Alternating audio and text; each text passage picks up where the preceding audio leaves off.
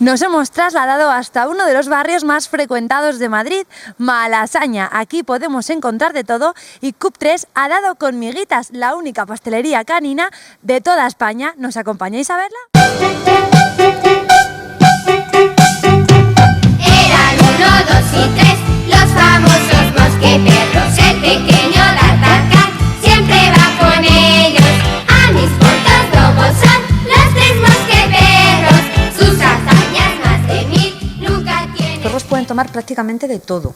El problema son en las cantidades. En los perros pasa algo muy parecido como a las personas. El exceso es malo y el defecto o la carencia también es mala.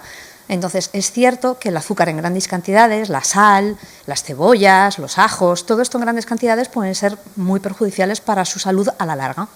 Entonces, ¿qué hacemos nosotros aquí? Pues asegurarnos al 100% de que un propietario, cuando llegue a casa con sus 200 gramos de galletas, si se le va la mano ese día y le acaba dando los 200 gramos de galletas, pues que no le caigan mal al perro. Y eso solo lo vamos a evitar pues eliminando por completo los azúcares, las sales, los conservantes, los productos químicos, que no utilizamos ninguno, estamos totalmente en contra. Entonces, esa es la única forma de evitar que los perros coman cosas, al menos en nuestros productos, que no puedan comer cosas que no sean buenas para su salud. Entonces, aunque es una repostería, aquí hacemos chuches dulces, que son con frutas, y chuches saladas, que es carne y es pescado, verduras, para ellos. Esta cruzada que hemos emprendido, todos nuestros clientes lo han visto que efectivamente los perros degustan los sabores, que saborean, que disfrutan y que están contentos. Entonces, bueno, pues nuestra clientela ha ido creciendo mucho y en 1 año y medio que llevamos, en los próximos 2 meses vamos a cambiar de local a uno más grande o vamos a tener que ampliar nuestra cocina porque no damos abasto. Es una de las cosas que más nos piden. Normalmente a diario venimos sacando una media de 4 a 6 tartas todos los días.